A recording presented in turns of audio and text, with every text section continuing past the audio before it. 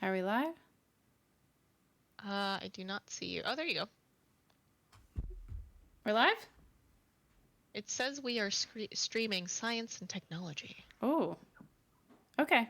Well, we'll see what happens. Let me let Natalie know that. Yeah. Right now, the advertising is just playing.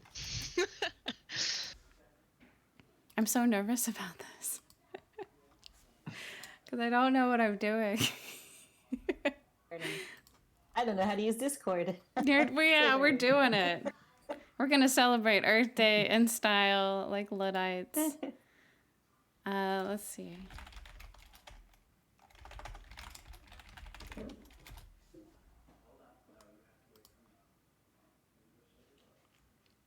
Are you getting advertisements? No, I see us now. Yay! We're live. All right. Welcome, anyone who's hopping on. We are members of the Climate Special Interest Group in the IGDA. I'm Megan. We've got Paula Escuadra, Jennifer Estaris, and Daniel Fernández Galeote. Paula, the trick of like keeping my mouse over so our names is showing up is not. Oh no! I have to just keep moving my mouse. Oh, damn. It's not gonna I work. broke everything. That's all right. So thank you, anyone who's joining us today. Our goal with this stream is to celebrate Earth Day by introducing IGDA members to the Climate Special Interest Group. So if you are feeling overwhelmed or frustrated or optimistic about whatever you're feeling, the Climate Special Interest Group is a community that we have formed it's like a broad tent to cover any and all actions that game developers can take to mitigate the climate breakdown.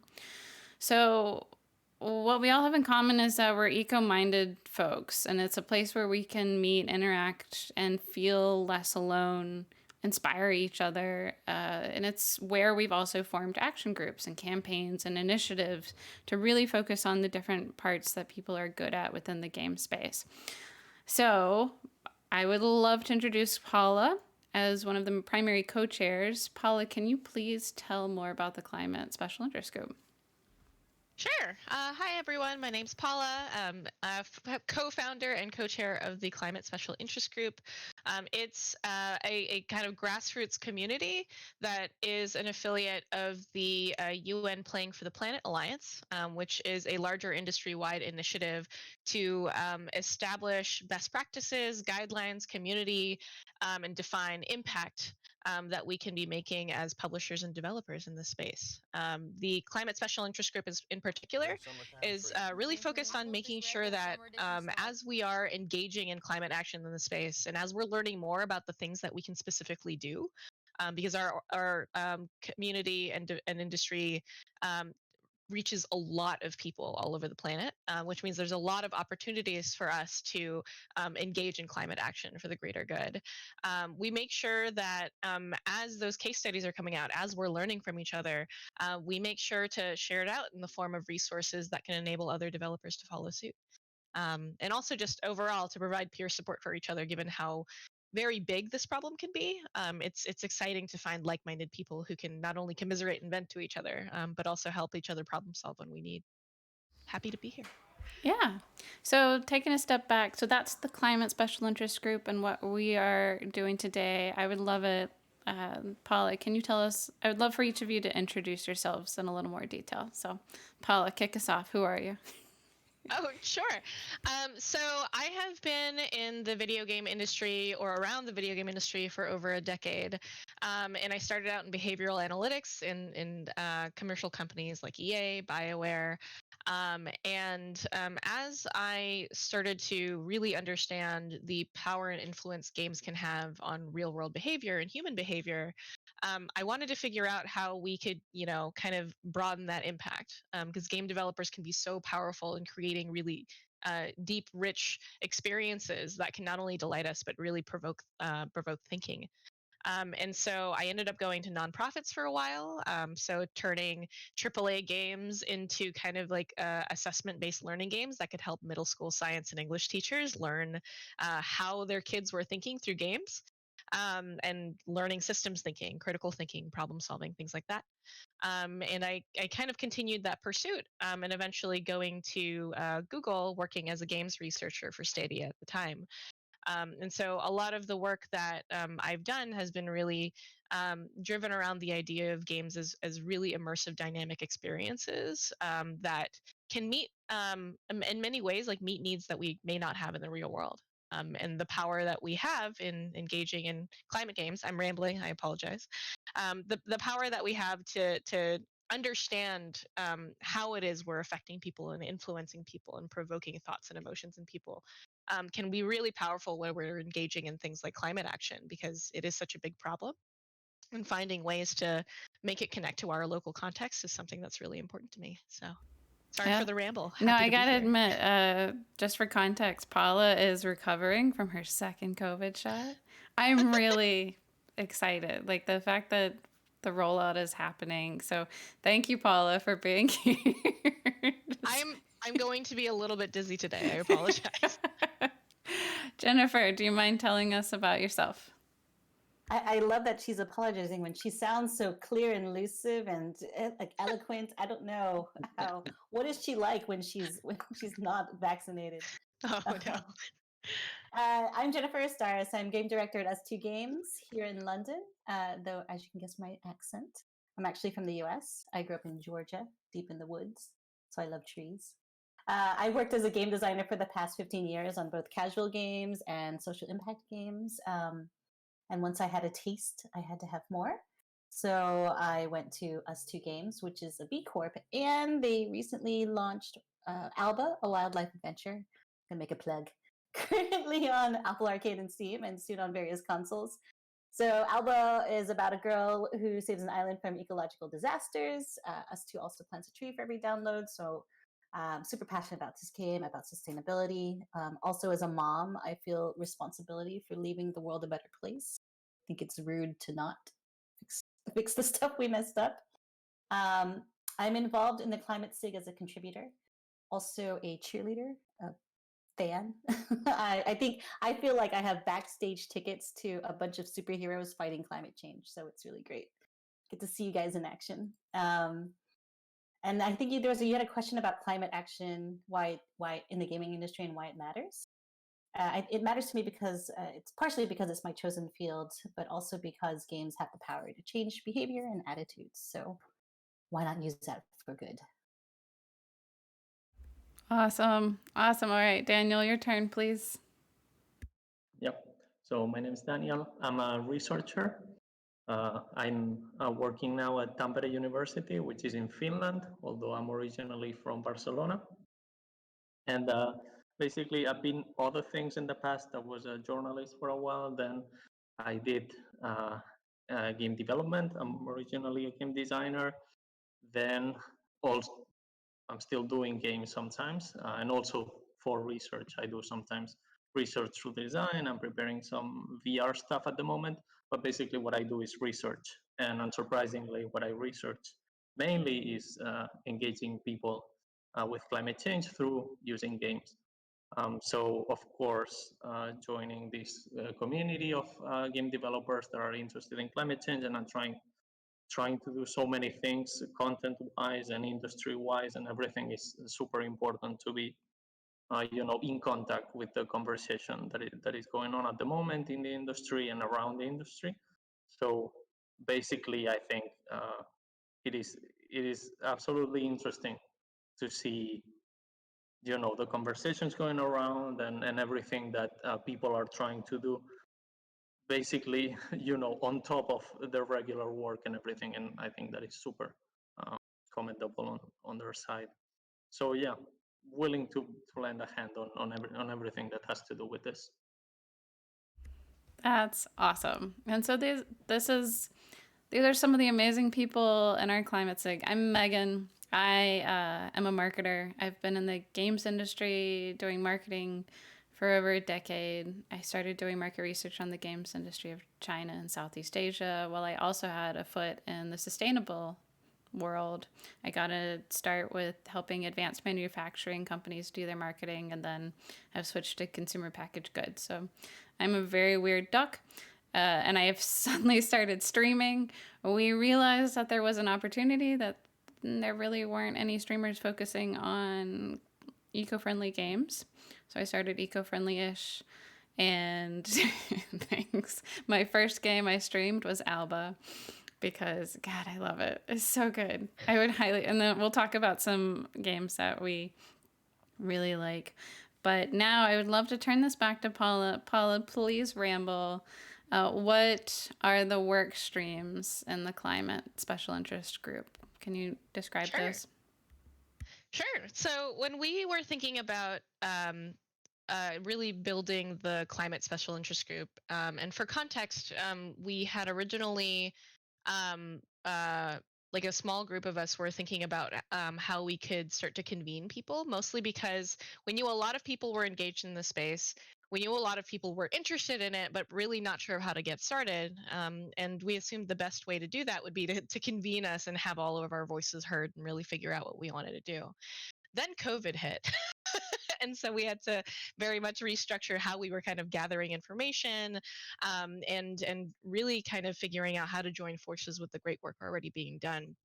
And so we managed to convene about like 17 or 18 like game developers, games researchers, climate scientists, business development professionals, educators, students, and came together to really define what do we want to see for our industry's future? Like how do we want to see ourselves in 10 to 15 years?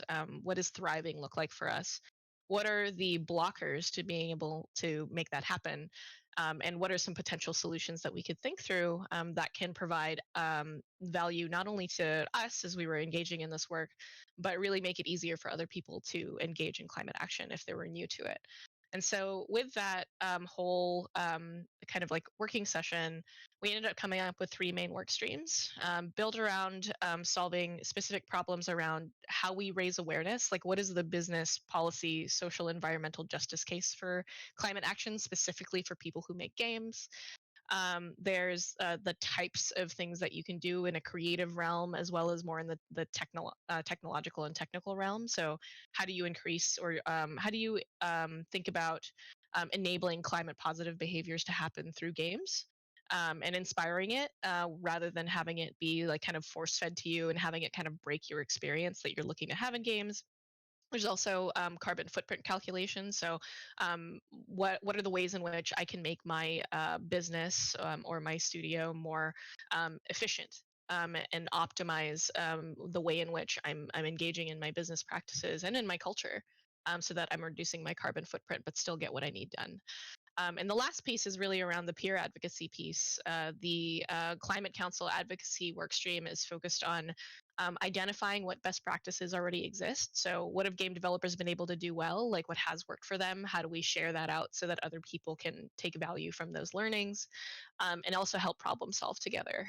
So, as we start to advocate to our leadership in a company, be it a small studio or a major corporation, what are the specific talking points that I need to internalize and articulate in order to make that happen? Like, how do I engage people? How do I sustain engagement?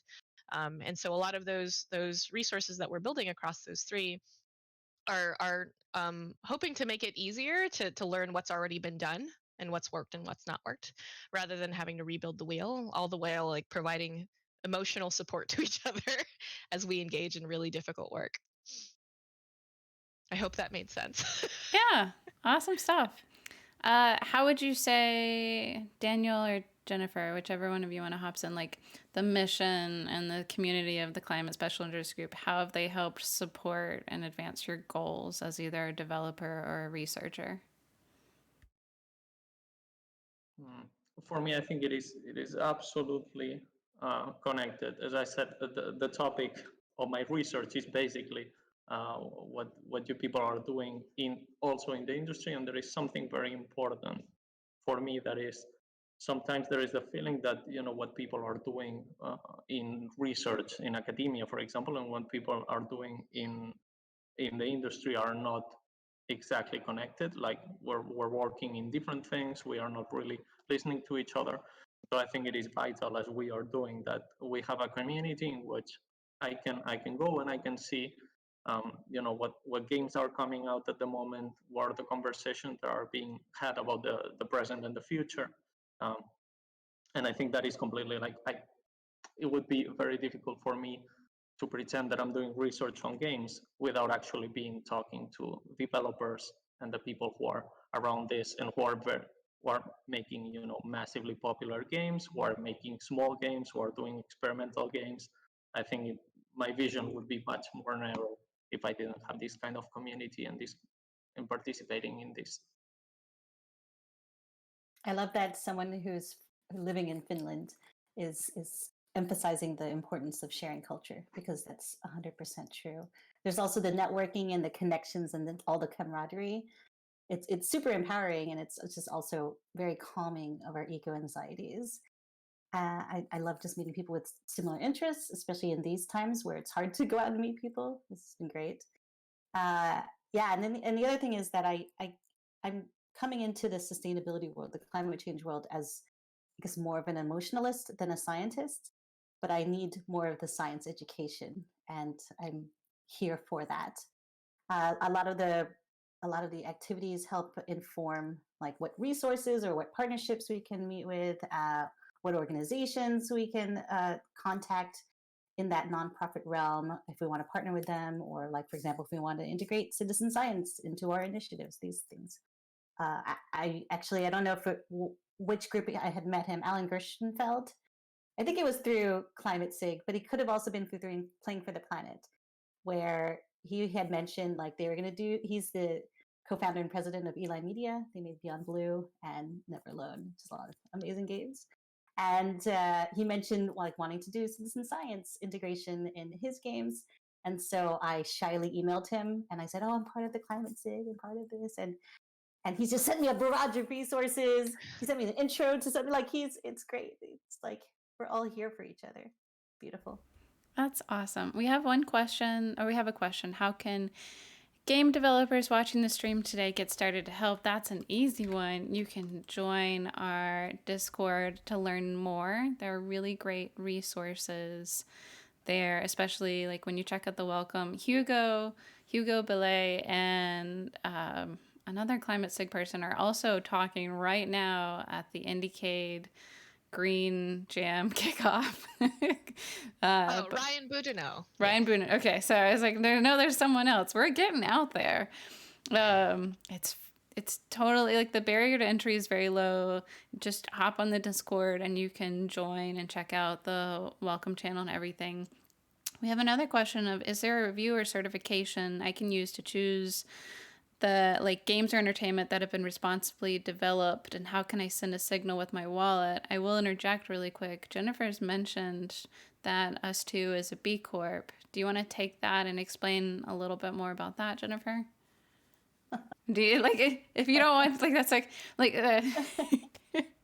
I can go into the B Corp. It's it's like what's the equivalent? It's a business. It's a for-profit business, but they balance purpose and profit. That's a summary of it. Our values are tied to ethical, sustainable. We aim higher, we aim purposefully, and we make sure that our products are tied to those values. Yeah, I would say B Corp certification is pretty sparse right now in the games industry, because there's a pretty rigorous assessment that organizations have to go through. You have to prove that they're looking at basically the triple bottom line of supporting people, supporting the planet, and their profits. The B Corp assessment is a lot about what is this organization doing to support, like, is it providing a living wage, the healthcare benefits internally, like how is it taking care of people inside of its organization and outside, are there volunteer efforts, and then for the planet, like us too, I know you guys have lots of different, Space Ape, they have different open information They're now about carbon neutral, I believe. Yeah, stuff like that. So any other thoughts, Daniel or Paula, on certifications that can help people? Yeah. I don't know if there's, so with certification, this might not may not be the question that was being asked, but when thinking about reviews and certification, like I assume something like Metacritic, a certain tag or something that can be on a platform to indicate that the impact that it's making, or the message that it's articulating is climate positive or climate conscious.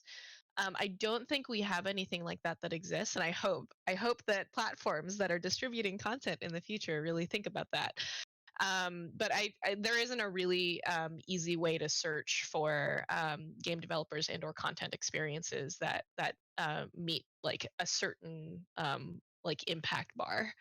I hope that happens in the future because I would really love to see it. And I know that a lot of people are, especially through the UN Green Game Jam as well as the Indiecade Climate Jam that are happening right at the same time. A lot of them are thinking about ways they can make that clearer and a little bit more salient. So hopefully that happens in the future. You got anything in Europe, Daniel? No, I was just thinking that I don't know much about this, but I do remember, and probably you've heard about it, how a few years ago, Greenpeace and probably other NGOs started to kind of monitor how gaming consoles, for example, were produced and how much, the companies were, um, let's say, the emissions that were involved and the materials that were involved in making consoles and everything. But I don't think I have seen anything related to, of course, game content, which is one of the things that we are trying to do now, or the games themselves. But I do know that there was something like a third-party analysis about gaming consoles and devices and those kinds of things. And you can always check, the energy efficiency of things and whatnot. But it's the same thing as always. You never know where the things are coming from, and that is a big problem. I don't know if this would address the question, but I know that Playing for the Planet, it's a UN initiative with about, I don't know, at this point, how many, 25 other game studios. So I think it's past 30 now. Oh my gosh, that's great. Yeah, there's more. To address these topics. So they are, evaluating their carbon footprint and trying to figure out how to offset or even to neutralize. And then they are also doing the Green Game Jam that I believe, Paula, you mentioned earlier, and a few other initiatives. So not that this would be the labeling you'd want on your game, but being a member of that group is a definite way to start evaluating and thinking about the games that are addressing sustainability. What a beautiful segue, because we had talked about the Climate SIG community is building a database. So it's focusing on games and interactive experiences that involve or talk about the climate in some way. Let's talk a little bit about some of the games that we all are excited about right now. Like, who wants to go first? Right? I had a really hard time prepping for this question, to be honest. I think one that I'm excited for that I don't believe has come out yet. If the developer sees this later, I apologize if it's already come out. So Endling is a game that I believe it's Hero Beat Studios who's working on it. But it's a point and click narrative game that's focused on it's basically like a fox simulator. You're like a mother fox taking care of her kid as you kind of navigate the backdrop of like a failed state. I think, lack of a better term, the different levels that you go through are different types of ecosystems that have been disrupted through human action. And it's not the climate message and like the human impact message isn't necessarily explicit, but it's something that is emotionally compelling. Like it's there are many, most of the players that are in the planet like who see something like that, or like are watching like a mother fox that you then have to take care of and also keep their cub alive. Like that is an emotionally compelling experience. Like people attach to that very quickly. And so put that against the backdrop of ecosystems that are getting destroyed, like it paints an emotionally compelling narrative that I'm excited to dive into and see what they do. So I'm also terrified because I really want to keep that cub alive, but I'm interested to see how they articulate the narrative as part of their gameplay. What do you have, Jennifer? Well, maybe I could give a shout out to the Humble bundle that's out, the Down to Earth bundle. Maybe who can represent what Grant's project is here? Oh, sure. Yeah, please. I'm happy to give a quick snippet. So Grant and Chance, sorry, who are part of the Climate SIG community, represent the Atlantic Council, and they worked with Erica Olson on the Humble Bundle team to create a Humble Bundle that's very focused on Earth Day. And so they convened a bunch of games and kind of partnered together with all of them to release amazing content in service of Earth Day. So.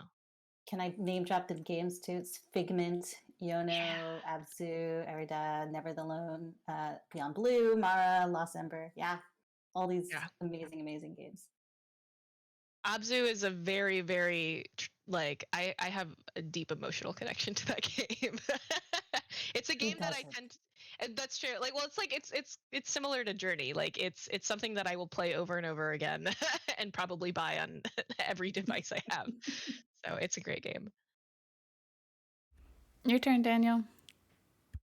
Yeah, I think since we said a few specific names, I think I'm excited to see, like, okay, I have kind of a soft spot for, small and weird things in terms of games. So for example, whatever comes out from the green jams that are, going to happen this year and hopefully other years, whatever we can get to do with, for example, virtual reality, although I'm not very much of a, tech super, focused person, but I think virtual reality is something that we can explore more in the future.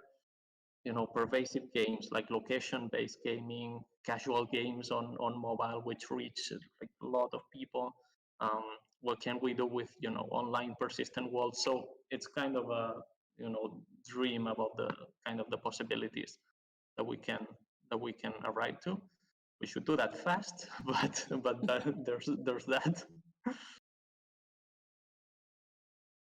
And I'll throw in, I'm excited for future games, but man, so Daniel and I both have talked a little bit. One of the mainstays is Eco, which is it's an eco-friendly game. You are working together as a society, and Eco, you are trying to save your world from a meteor that's going to crash into your planet.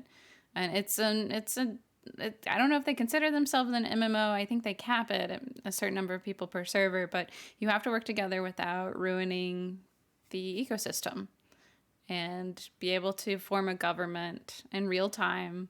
It gets really complex. It depends on the people you're playing with, and it's like Minecraft, but with a real government system attached to it. That's a really great one for people who are really interested in checking out how collaborative some of these games can be. And my favorite is Civ. God, I really love Civ Gathering Storm. I think it's a great way that a really, really recognized IP has utilized climate change and made it more approachable and understandable for people. Like, the end goal needs to be renewable energy, and the countries who are contributing more may get in trouble and cause grievances. Like, they took a really, like, it's a very popular IP that then added climate change elements as an expansion pack. So Sims 4 has their eco lifestyle expansion pack. The Prison Architect has Going Green. 2 Point Hospital, like, all of these different games have made these expansion packs for people to at least dip a toe in and understand. And like, to Daniel's point, yeah, we got to do a lot more sooner, but games are extremely powerful per some of Paula's earlier points at getting people acclimated to this very complex and wicked problem. So on that note, what would you say is one of the most difficult challenges you face when you're advocating or doing climate action? Like, what's worked or hasn't worked, or what's a lesson that the community could take away? Who would like to go first? Yeah, I mean, for a lot of companies I've been in, it's balancing against the other priorities, especially business priorities. and they're all legitimate. But it's hard for me to ignore that the end of the earth is looming on the horizon. I think it's important to have it as part of the company's values, as part of your own value system, and as your team's values.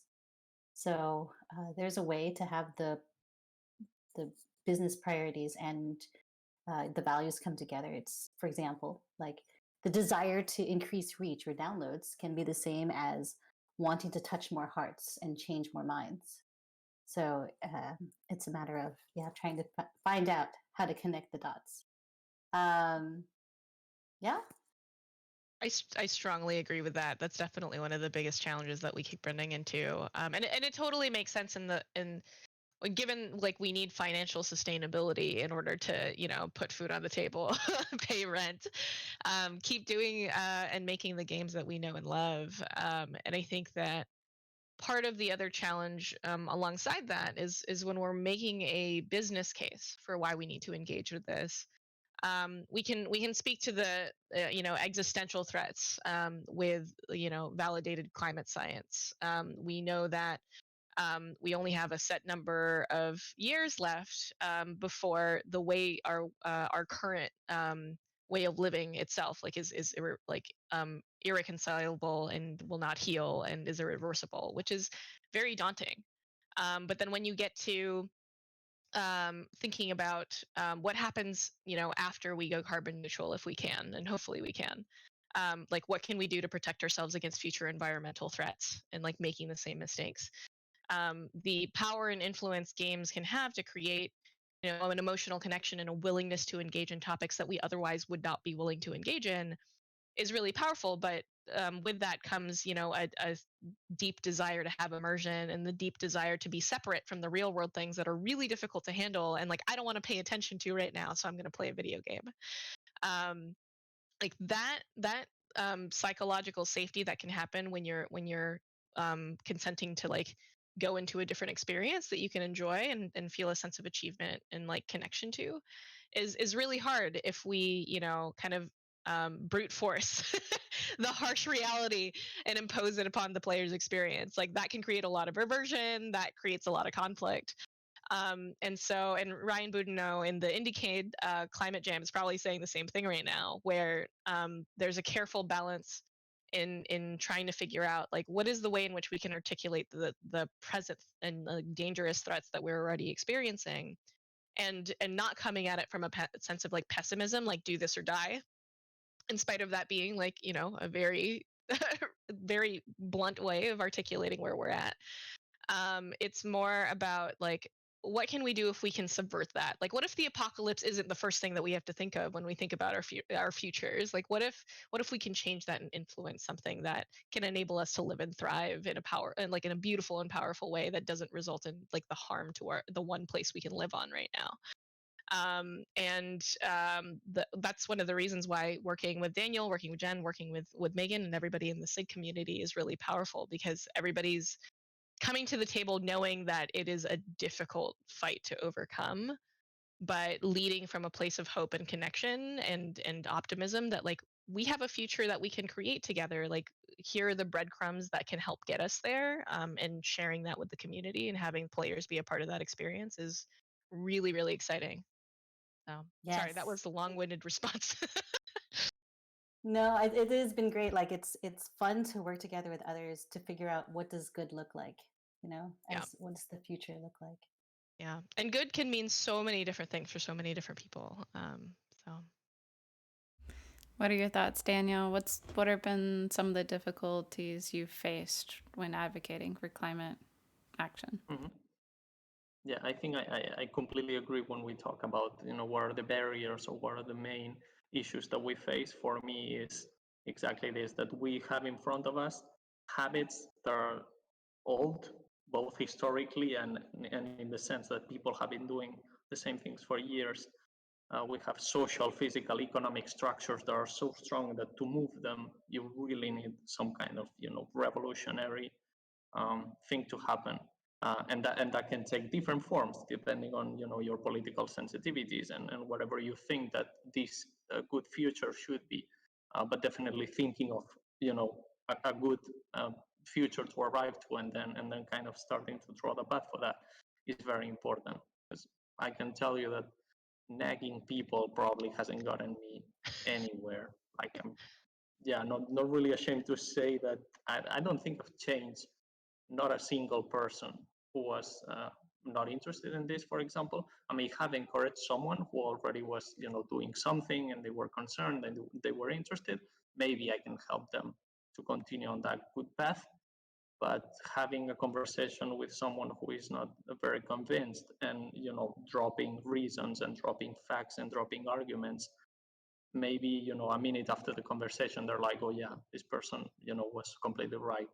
Um, a week later, all the old structure, all the old habits, the old, the immediate concerns just weigh so much.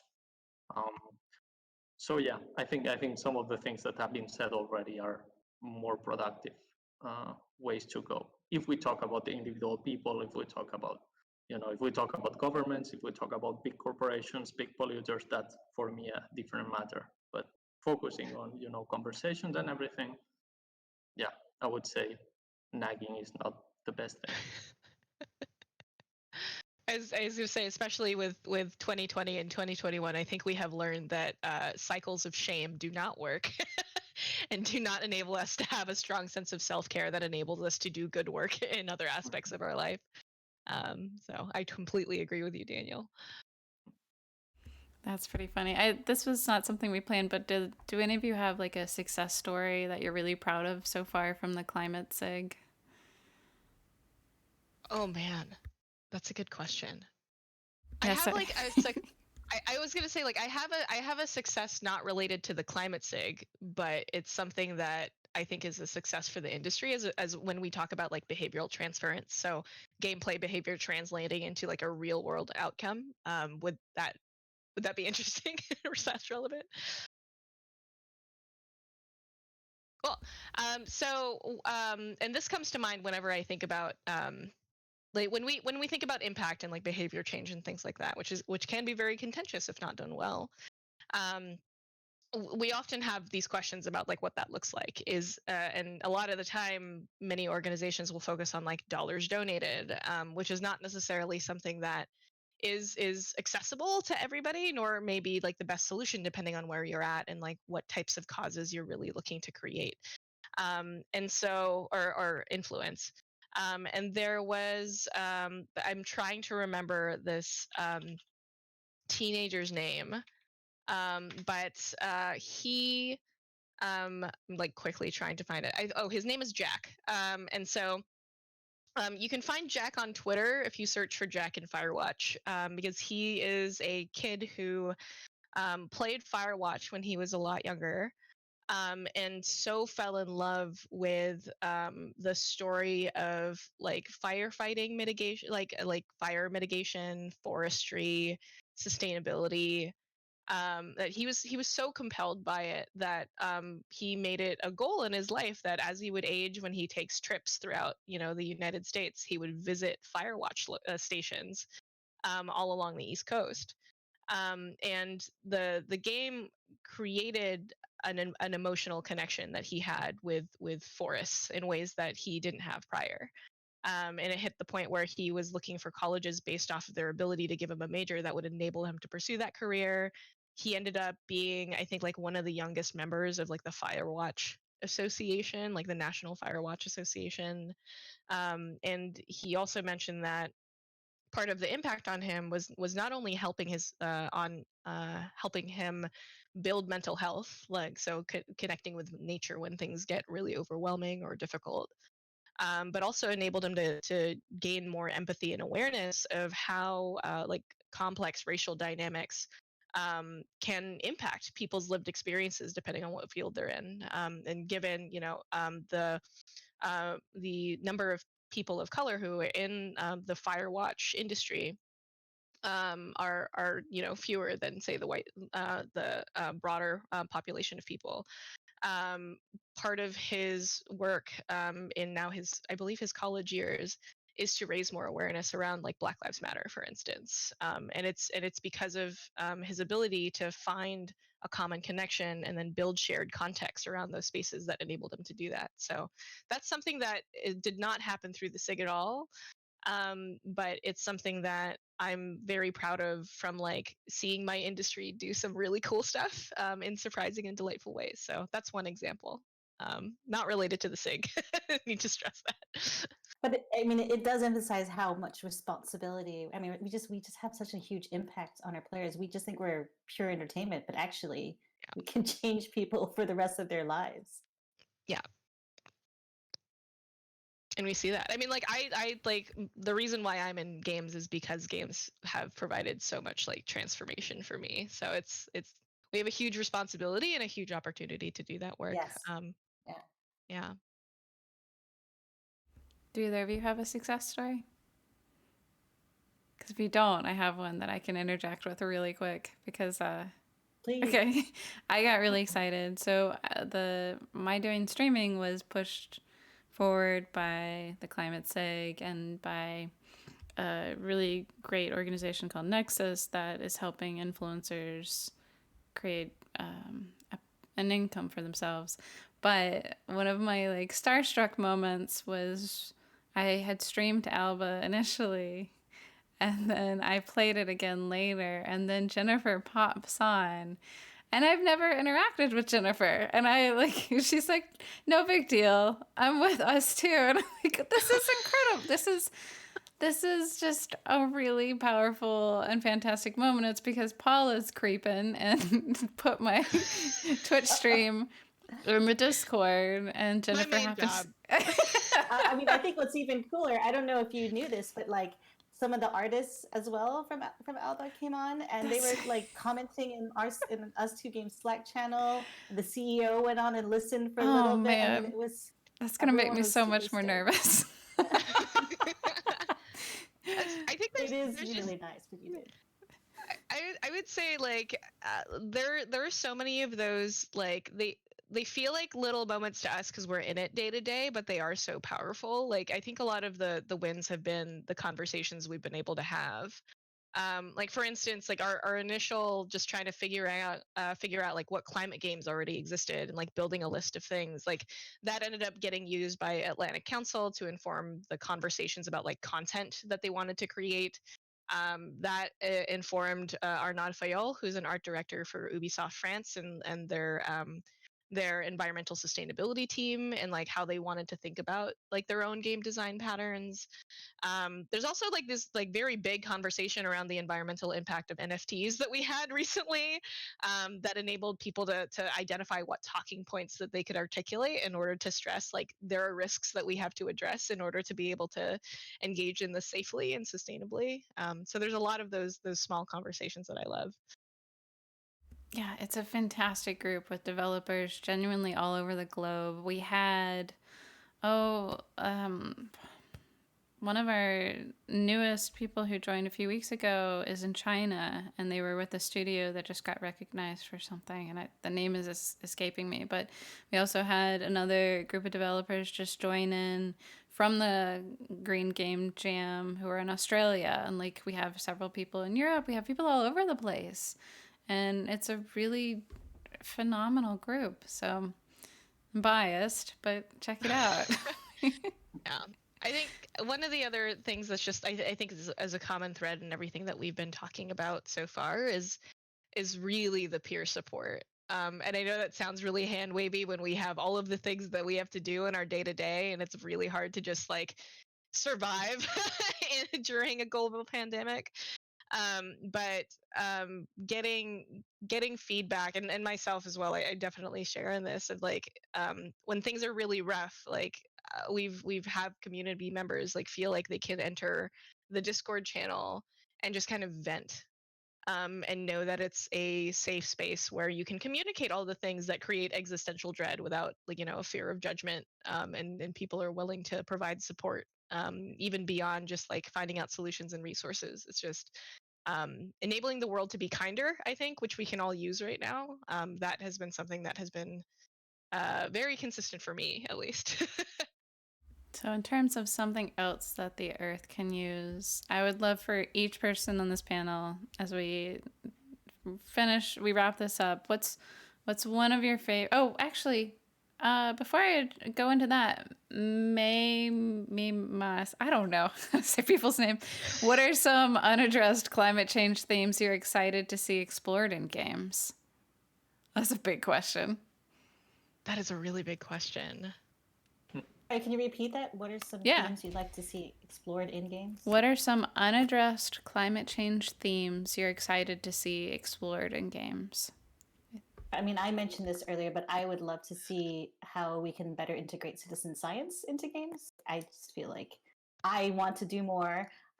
Awareness initiatives are good, but how can I not only be educated, but then by playing games, help save the world? You may want to define citizen science in case people don't know what it is yet. I am terrible at definitions. Maybe someone else can define. Daniel, this is your... Wow, what if I do it wrong now? Okay, to my understanding, citizen science is related to scientific research that let's use positive words, that empowers people to participate in the process. So you can get the help of many people gathering data from the environment and then pulling all of those things, kind of like a crowdsourcing thing, but for doing research better and getting people to participate in that. That is my understanding of it, at least. That sounds great.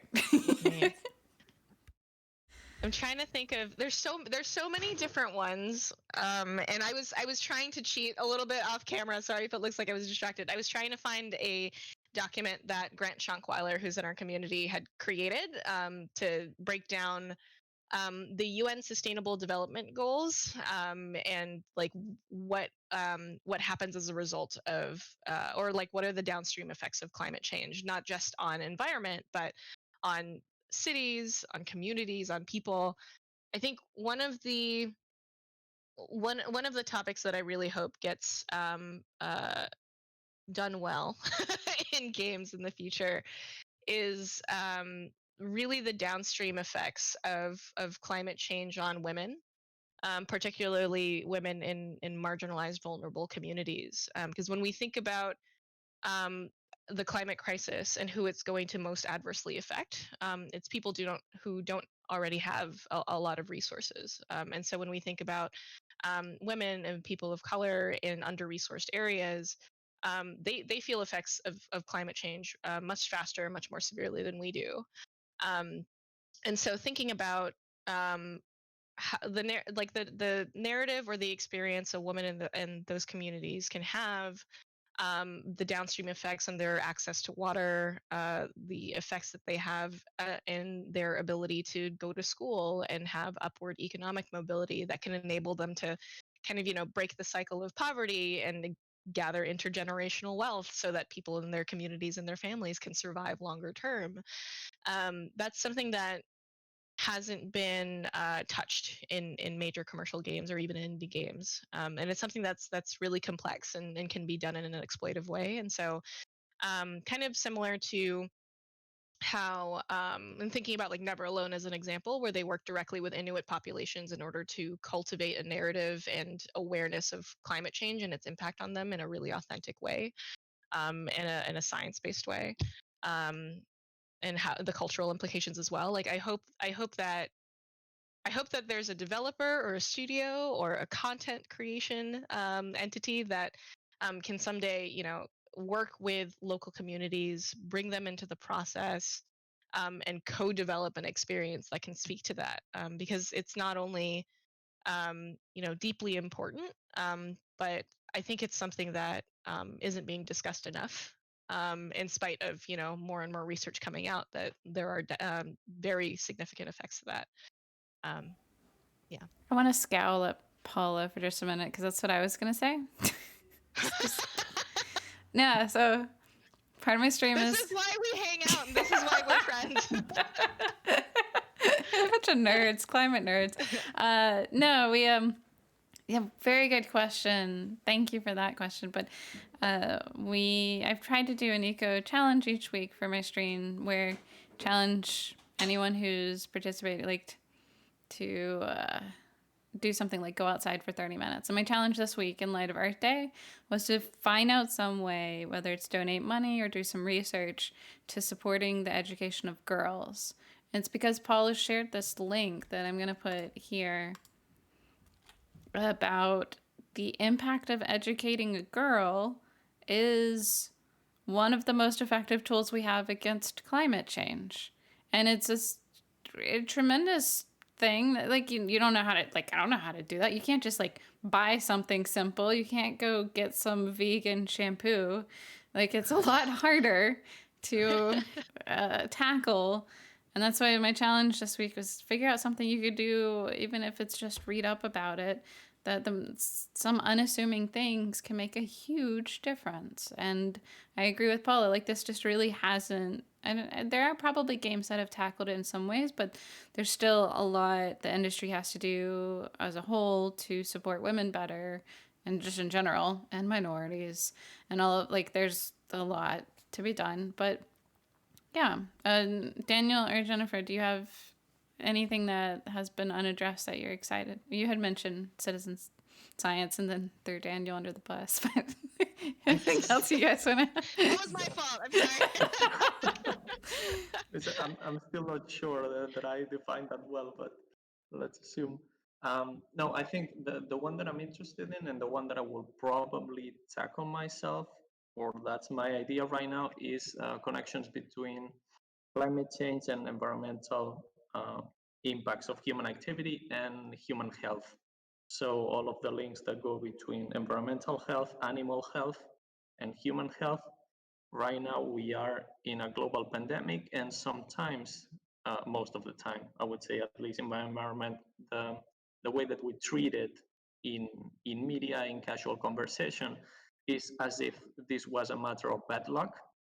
It was like, okay, there was some kind of, something happened, a bat got where it shouldn't have, and now we're all in this. And I think the causal chain, or the probable causal chain, goes much further than that. And if you do research of how, human activities impact the climate change, for example, it's not only climate change, it's deforestation, it's many other things, land use in general, but climate change also makes animals weak and more prone to disease. And then we get in contact with those animals, not just because they happen to run into us or we happen to run into them, but because we're actively kind of expanding the frontier of where we are. So, okay, now that happens. And there was a great game from last year, Night Flyer. And it was exactly all this. And you were a bat, and you were, it was a game jam game. It might have been from the Green Jam even from last year. Um, but no, it was from the Climate Jam from Indicate, I believe. So you're this bat and you're eating fruit and mosquitoes and whatnot. And meanwhile, your forest is getting smaller and smaller and smaller.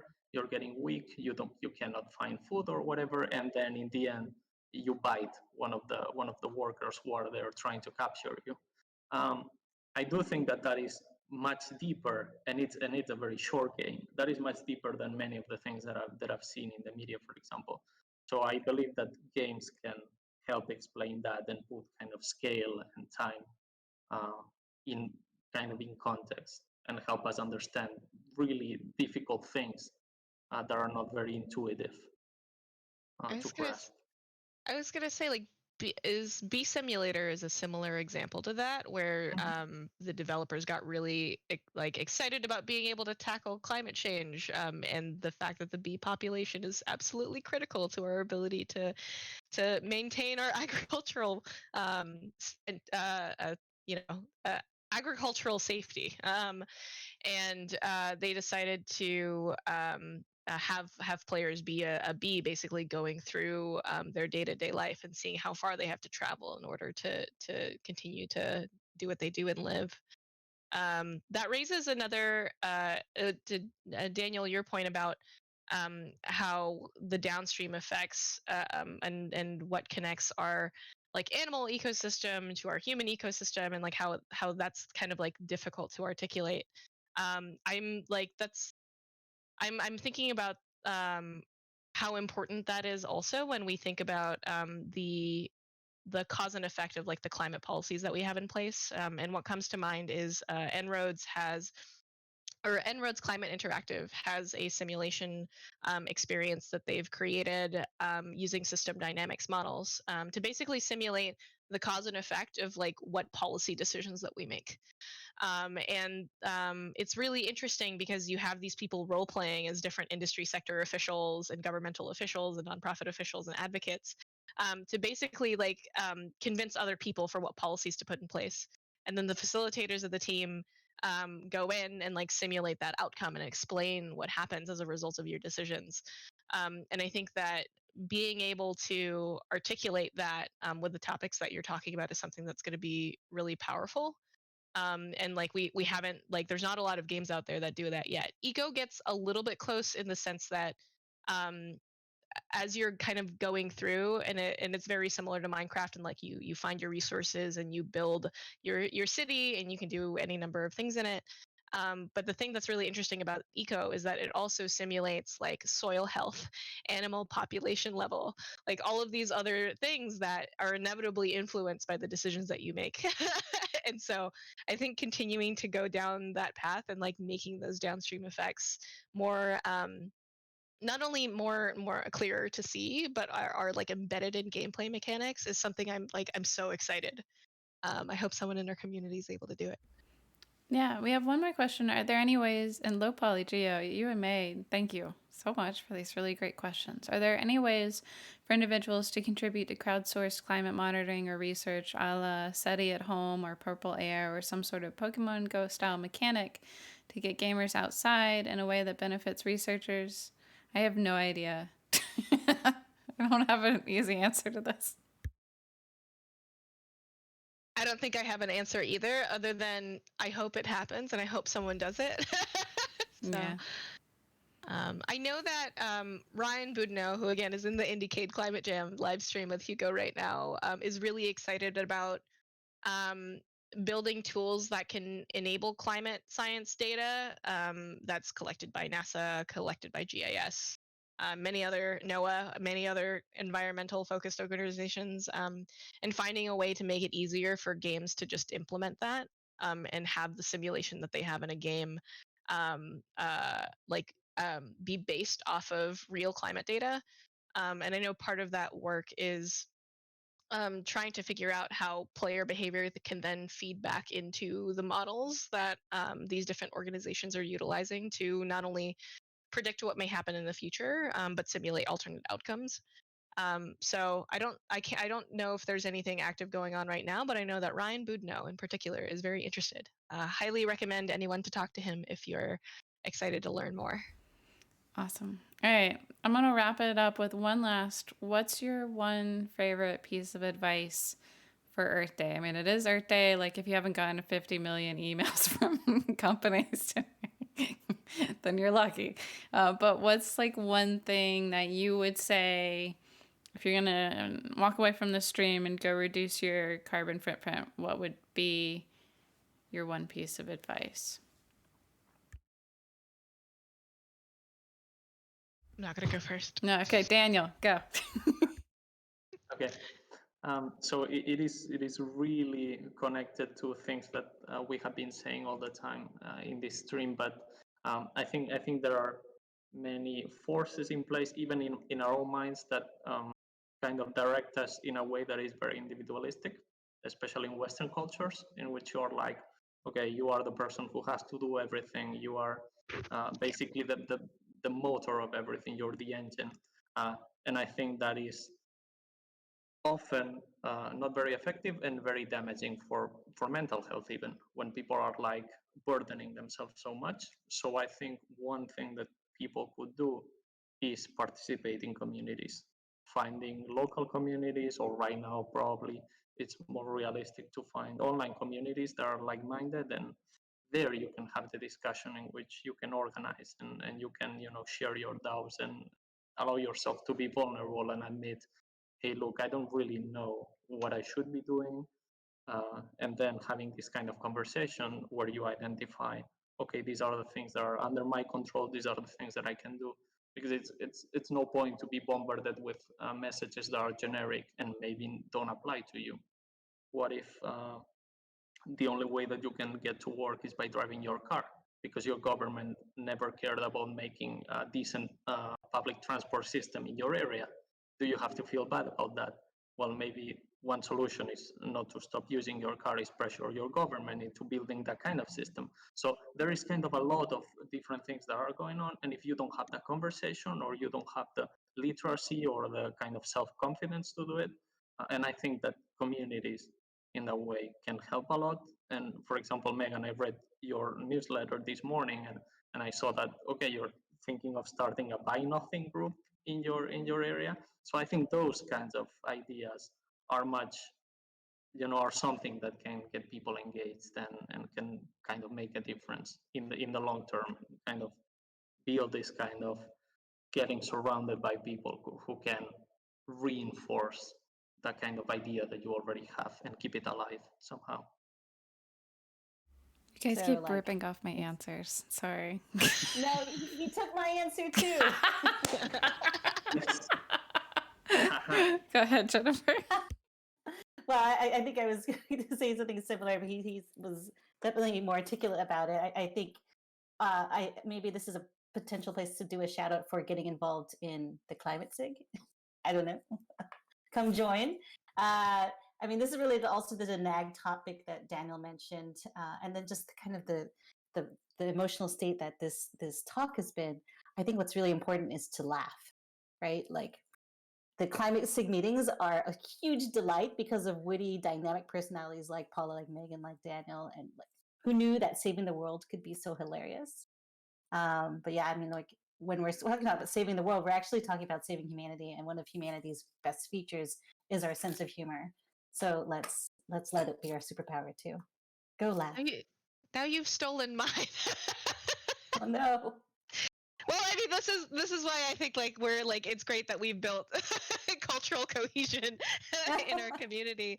I guess to add to that, just like really, I'm not going to say lean in, but embrace kindness. I think that, and for yourself, not just other people, because I think that when we engage with this work, like, one, it's difficult because we're having to constantly learn new things, while we're already trying to practice the things that we want to see in the world, and we're engaging in all of the things that like we need just to get our day-to-day jobs like done, and that can be really overwhelming, and I think that finding ways to not only have some levity, and like see and recognize the irony, and sometimes the ridiculousness of what we as human decision makers do and can accomplish.